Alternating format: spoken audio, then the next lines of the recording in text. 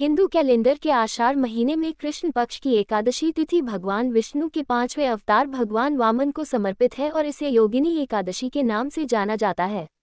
इस दिन भगवान विष्णु के भक्तों द्वारा किया जाने वाला व्रत या उपवास योगिनी एकादशी व्रत है।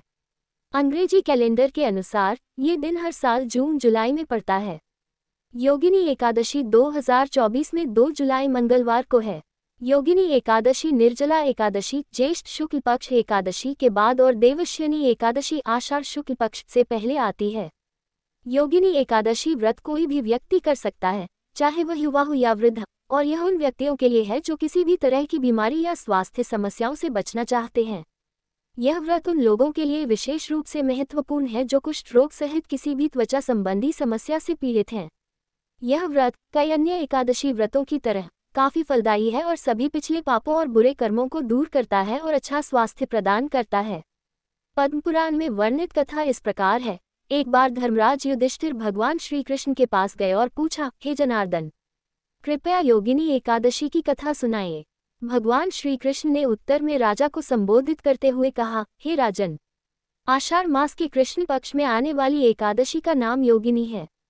इस दिन व्रत करने से सभी पाप नष्ट हो जाते हैं और इस लोक में सुख की प्राप्ति होती है, साथ ही परलोक में मोक्ष की प्राप्ति होती है। हे राजेश्वर, यह एकादशी तीनों लोकों में प्रसिद्ध है और इसके व्रत से पाप नष्ट हो जाते हैं। मुझे पुराण में वर्णित कथा सुनाने की अनुमति दीजिए। ध्यानपूर्वक सुनिए। अलकापुरी नगर में यक्षों के शासक और शिव के भक्त राजा कुबेर का शासन था।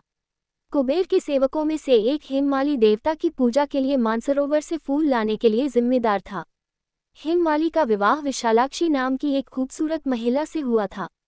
एक दिन मानसरोवर से फूल इकट्ठा करने के बाद हेममाली कामुक इच्छाओं के आगे झुक गया और अपनी पत्नी के साथ भोग विलास में लिप्त हो गया, लेकिन उसने कुबेर को फूल देने की उपेक्षा की।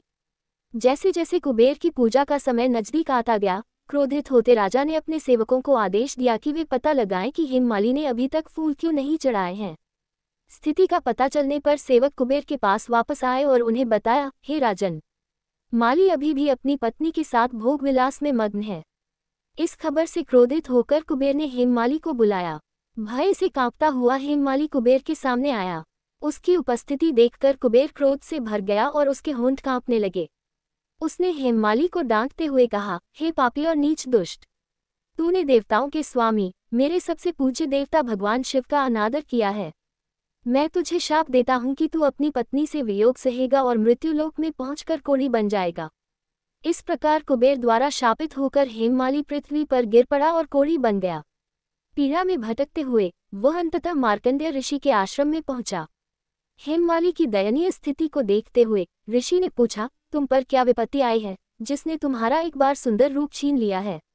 अपनी आध्यात्मिक शक्तियों के माध्यम से मैंने जाना है कि तुम्हारा शरीर एक बार शानदार था।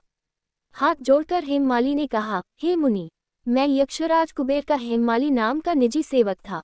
राजा की पूजा के लिए पुष्प लाना मेरा दैनिक कर्तव्य था, किंतु एक दिन मैं अपनी पत्नी के साथ भोग विलास में लीन हो गया, जिसके कारण मैं लौटने में विलंब कर गया। फलस्वरूप मैं दोपहर से पहले पुष्प नहीं पहुंचा सका, जिसके कारण कुबेर ने मुझे पत्नी वियोग, कोढ़ तथा मृत्युलोक पृथ्वी में कष्ट भोगने का श्राप दे दिया।